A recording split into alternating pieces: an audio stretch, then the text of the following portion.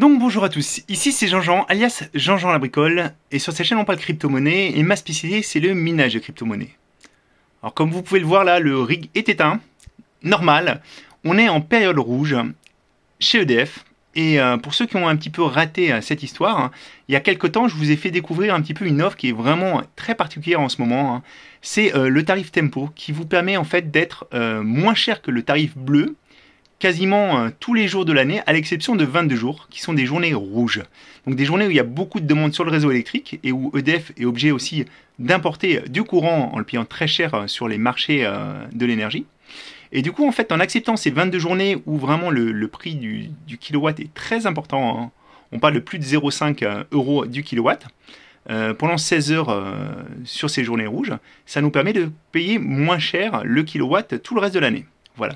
Donc moi, j'ai souscrit à cette offre, j'ai fait une vidéo dessus et je vous invite vraiment à la consulter si ça peut vous intéresser, parce que ça permet quand même de faire une facture qui est une économie qui est non négligeable. Voilà.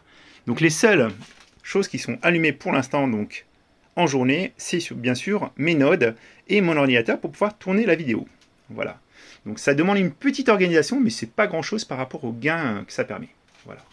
Donc aujourd'hui, j'ai prévu de vous faire une vidéo pour vous traiter un petit peu de l'actualité. Parce que coup sur coup, on a vraiment beaucoup d'actualité. Et je pense que j'ai un petit peu mon mot à dire sur ça aussi. Donc premièrement, une très bonne nouvelle, je pense, pour tout le monde en général, c'est l'arrestation de Sam Bankman-Fried, donc le PDG de FTX, l'ancien PDG de FTX, qui se baladait librement aux Bahamas, alors même qu'en fait il avait floué des millions d'individus et qu'il a mené son exchange, qui était le deuxième plus gros exchange de crypto au monde, à la faillite. Donc il participait encore à des conférences et des choses comme ça, il tweetait à tout va, rajoutant encore un petit peu de bordel dans ce qui est en train de se passer actuellement. Et je pense que c'est une très très bonne chose que justice puisse être rendue, qu'il soit arrêté et qu'il soit extradé aux États-Unis. Parce qu'en fait, les États-Unis ont formellement demandé son extradition. Voilà, donc je pense qu'on va pouvoir apprendre plein de choses par rapport à ça. C'est que le début de l'affaire, il va y avoir des répercussions. Il y a déjà des répercussions, ça va continuer, mais pour moi, ça va dans le bon sens, dans le sens où on va pouvoir un petit peu commencer à reconstruire après cette histoire qui est vraiment catastrophique pour tout l'écosystème crypto, quelle que soit votre implication dans les cryptos, de près ou de loin, ça a vraiment des conséquences. Moi, je voulais revenir sur ça parce qu'en fait, en ce moment, il y a beaucoup de FUD, donc beaucoup de négativisme qui est envoyé vers tous les exchanges de façon générale. On remet en doute toute la parole de tout le monde et c'est vraiment un cercle vicieux. Moi j'ai vu ça dans mes commentaires aussi, j'ai quelqu'un qui m'a dit par exemple, il est temps de dire la vérité à tes bricofans, enlever la totalité de leurs coins des exchanges et de les placer sur des hardware wallets. Binance vient de bloquer les retraits de l'USDC sur sa plateforme. Mais qui dit que ça ne sera pas le cas pour tous les autres coins bientôt. Donc je suis d'accord qu'il faut un petit peu lever le pied pour ceux qui sont vraiment sur les exchanges centralisés. C'est peut-être l'occasion effectivement de passer une partie de ces avoirs sur du décentralisé ou sur des wallets, que ce soit des wallets, des hardware wallets ou aussi des wallets classiques en fait. Quand vous avez vos clés, vous avez vos coins, ils vous appartiennent, ils peuvent pas être bloqués sur un exchange. Par contre, moi je voulais vraiment revenir sur la décision de Binance de bloquer l'USDC. Et les explications qu'ils ont fournies. Parce que ça, là, je pense que je peux apporter un peu d'explication, un peu d'éclairage. Et on va revenir là-dessus. Voilà. Donc, c'est le PDG de Binance, CZ, qui l'a annoncé. Voilà. Alors, tchac. Les banques ne sont pas ouvertes avant quelques heures. Nous prévoyons que la situation soit rétablie prochainement après l'ouverture. Donc, il faut savoir qu'en fait, ça c'est vraiment quelque chose qui est réel. Quand vous travaillez en US dollars, vos dollars ne quittent pas le territoire des États-Unis. Si vous ouvrez un compte bancaire en France par exemple et que vous demandez à avoir un compte en dollars, ce qui va se passer c'est que quand vous avez votre compte en dollars, les dollars, la comptabilité en dollars qui est faite chez vous, elle est répercutée aux États-Unis dans une banque qui est installée sur le territoire US. Donc c'est un clearer et votre banque en France, elle doit respecter la comptabilité du clearer et les demandes qui peuvent arriver. Donc vous ne pouvez pas avoir de compte USD en France si votre banque ou votre organisme, comme un exchange crypto, n'a pas une banque aux États-Unis qui va répercuter chaque mouvement de son côté. Donc l'USD ne sort pas des États-Unis. Et là, ce qui explique Binance, c'est qu'en fait, il y a eu des gros, il y a eu de gros mouvements. En fait, on parle de 1,14 milliard de dollars. Et effectivement, l'USDC étant adossé à l'USD, au dollar, forcément, pour certaines opérations, quand il y a des gros mouvements, Binance a peut-être besoin de retirer des fonds. Et pour ça, en fait, ils doivent s'adresser à leur banque. Et je vous rappelle, les banques, c'est pas comme les organismes de crypto, c'est pas ouvert 7 jours sur 7, 24 heures sur 24. Donc parfois, il peut y avoir des situations où tout simplement, on est obligé d'attendre l'ouverture ou la fin du week-end ou la fin du jour férié aux US pour pouvoir traiter les opérations, tout simplement. Donc ça, moi, cette explication, elle est totalement plausible. Après, je ne peux pas aller vérifier que ce que dit Binance est vrai, je n'ai pas accès à ces informations, mais en tout cas, son explication est totalement legit en l'état, si on lui fait confiance. Après, le problème en ce moment, c'est qu'il y a des accusations qui sont lancées à tout bout de champ. Moi, j'ai vu des accusations sur des cessations de paiement sur Nexo. Pour l'instant, il n'y a rien qu'à bouger. Swissborg, pareil. Binance, Kraken, etc. Il y a vraiment un mouvement de défiance de la communauté de façon générale. En plus, il y a certains acteurs comme SBF, CZ qui ont aussi eu une action très négative en continuant de tweeter. Moi, je pense que ces personnes-là, il faut vraiment encadrer leurs tweets parce qu'en fait, ils vont là, leurs tweets ont une portée qui est supérieure à eux-mêmes et même supérieure à leur entreprise parfois.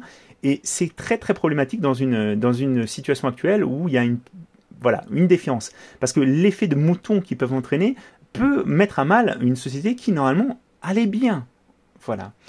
C'est pareil, si aujourd'hui tous les Français retirent tous les avoirs qu'ils ont dans leur banque, le système il s'écroule. Il ne peut pas tenir en fait, tel qu'il a été conçu. On ne peut pas avoir des actions comme ça qui sont totalement irrationnelles en fait, dans l'absolu.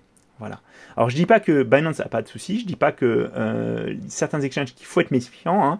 Si vous avez des wallets à vous, des hardware wallets ou des software wallets, quand vous avez vos clés, c'est vos fonds, on ne peut pas vous les enlever. Ce qui n'est pas le cas quand vous les avez sur des exchanges centralisés. Mais après, les exchanges centralisés ont beaucoup d'avantages aussi. Donc c'est dommage de jeter de jeter tout le monde dans le même panier.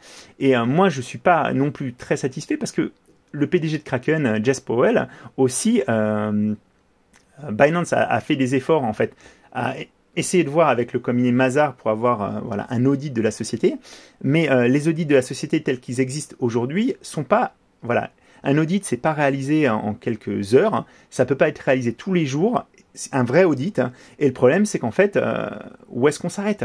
Donc Binance apparemment a dit des choses, dit que la société avait été auditée, c'est pas totalement le cas.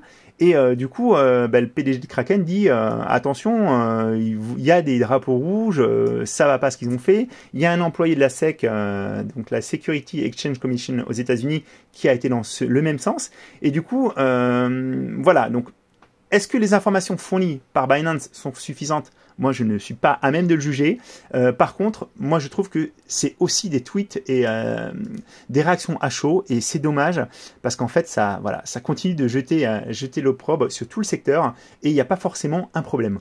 En tout cas, l'explication de CZ sur Binance et le gel momentané des retraits en USDC, elle est totalement legit, c'est une vraie explication.